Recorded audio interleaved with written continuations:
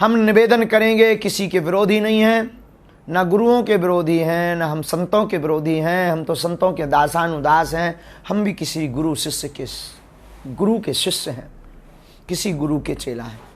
और अगर दास बोल पा रहा, हमारे जीवन में तरंग है, ऊर्जा है, बोलने की सामर्थ्यता है, चलने की कला है, या कथा कहने की सामर्थ्यता है, या शब्द हैं, या वाणी है, तो ये सब कुछ गुरु, संत और ब्राह्मणों के चरणों की कृपा है। हम आपको कहेंगे, अपने जीवन में आप भी अपना जीवन बहुरंगीय बनाना चाहते हैं, योग्य गुरु की शरणागति लो। इसका अर्थ ये भी नहीं कि योग्य गुरु हम हैं। आपको योग्य गुरु ढूंढने की आवश्यकता नहीं। आप योग्य शिष्य बनो, शरणागत शिष्य बनो।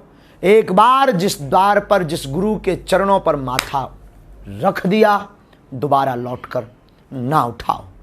एक ही साध हैं सब सद हैं, सब साध हैं सब जाएं। ये वो मूल मंत्र है। कहना सरल है, आपका करना बहुत कठिन है, क्योंकि तुम्हारा जमीर सोया हुआ है। तुम्हें हर 4 दिन में एक नया बाबा चाहिए, हर 4 दिन में एक नया दरबार चाहिए, हर 4 दिन में एक नए चमत्कार चाहिए। हद तो ये, हर 4 दिन में एक नया भगवान भी आपको न्यू लॉन्चिंग वाला चाहिए। सुनने में शायद आपको ये बुरा लग रहा हो कि ये किस भाषा की बात कर रहे हो आप, गुरु जी, साधु जी, या महाराज जी, या बागेश्वर धर सरकार, या धीरेन्द्र कृष्ण जी। हम आपको साधु निवेदन करें बारंबार, भाषा उल्टी जरूर है।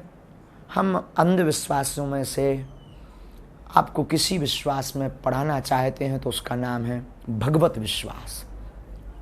भगवान का विश्वास बंद पड़े सब रास्ते खोल देता है।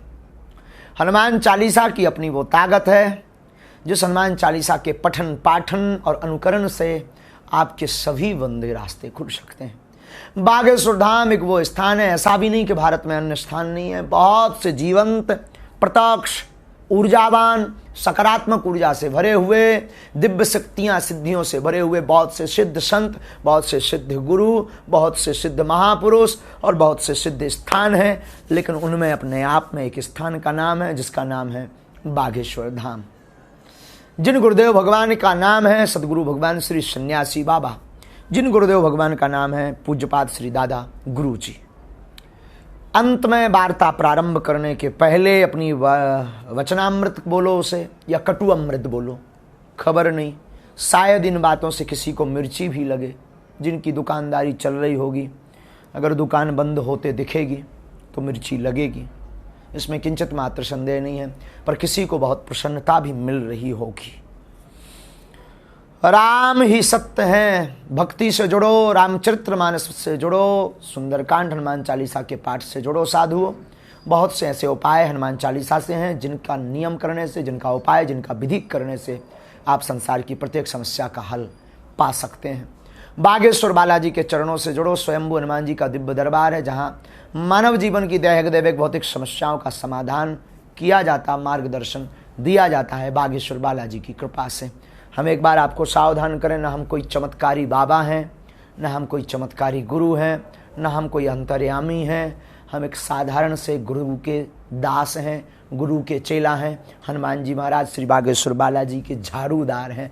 बस इतना अंत में हमें पता है कि जो बागेश्वर बालाजी या सन्यासी बाबा कर सकते हैं वो अद्भुत है। कवन सुकाज कठिन जगमाही, जो नहीं होए तात तुम पाही।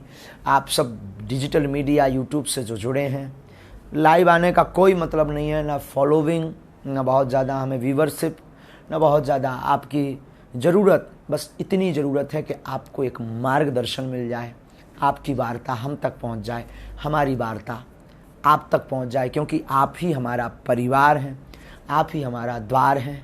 हमें कभी कभी लगता है जब आप सब एक साथ जय श्री राम बोलते हैं तो हमें भी लगता है कि आप ही हमारा दरबार है।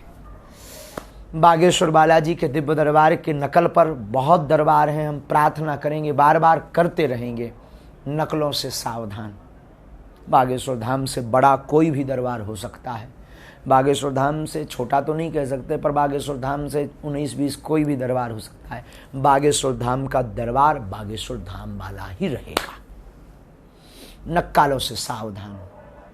बहुत लोग आपको दरबार जैसी जो विधियां हैं वो विधियां करवाएंगे, कभी कुछ करवाएंगे, पर्चा भी बनाते होंगे, खबर नहीं हमें कौन बनाते होंगे, कभी यज्ञ भी करवाते होंगे। बुरा नहीं है, यज्ञ करना कोई बुरा नहीं है, तो ये होते रहना चाहिए। लेकिन अगर आप बागेश्वर धाम के धोखे जा रहे हैं तो ये आपकी भूल होगी। बागेश्वर धाम का दरबार, हमारा निवेदन है, बागेश्वर धाम का दरबार सिर्फ बागेश्वर धाम का दरबार है।